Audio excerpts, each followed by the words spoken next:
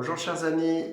Parmi les saints que l'on fête en ce moment, je voudrais ce soir vous parler de Saint Albert, Saint Albert le Grand. Euh, on le fête le 15 novembre et il est né en Allemagne, dans un pays voisin, en l'an 1200. Vous voyez, il va vivre au XIIIe siècle. C'est un siècle prospère pour l'Europe, c'est-à-dire une période où on vit bien, où on prend soin des pauvres dans les hôpitaux, où on s'intéresse à tout, où on construit des grandes cathédrales, beaucoup de beaux édifices.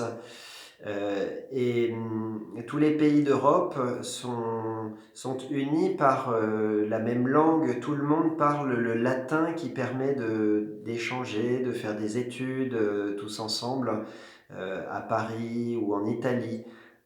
Saint Albert, dès sa jeunesse, est repéré pour sa grande intelligence et on l'envoie faire des études de médecine en Italie.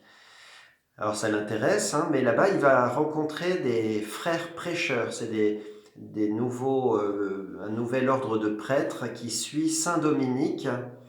Ils sont vêtus de blanc et noir et ils annoncent la bonne nouvelle de Jésus et ils vivent pauvrement.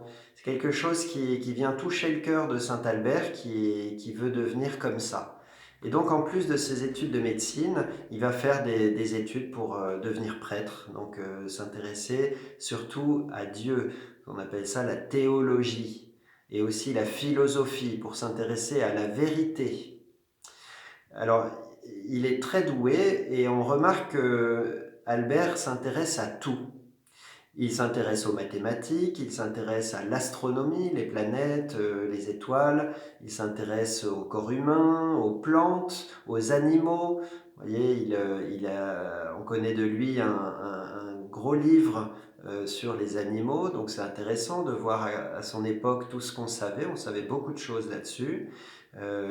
Il étudie les livres anciens de son époque. Et c'est aussi quelqu'un dont la passion est non pas seulement d'apprendre pour lui, mais de transmettre à d'autres.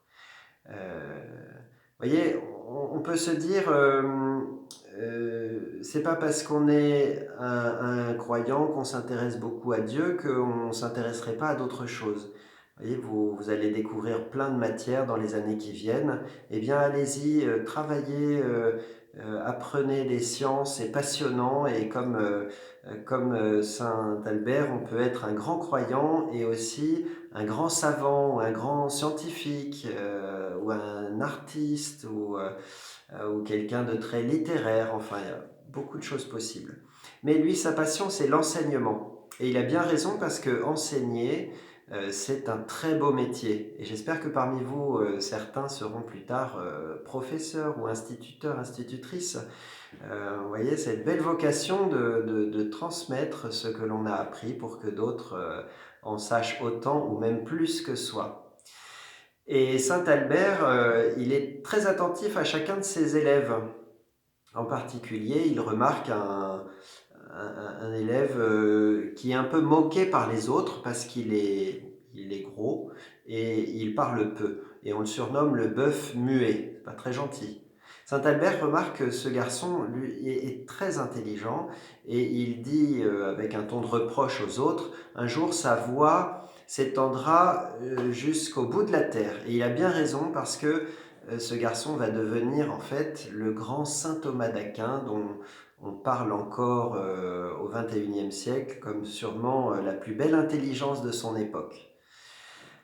Euh, Saint Albert est reconnu à son époque donc comme quelqu'un de très sage et beaucoup lui demandent conseil, y compris les plus puissants, le pape, les rois.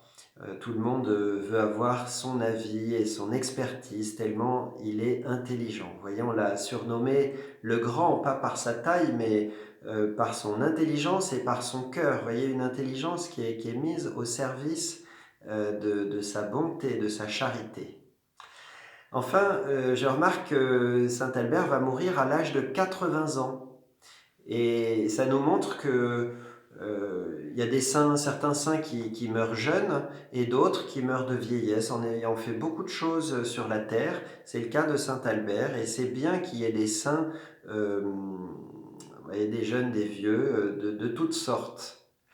Voilà, chers amis, enfin j'ai un petit défi à vous proposer. Dans l'église de Verneuil, vous allez trouver un vitrail représentant Saint Louis.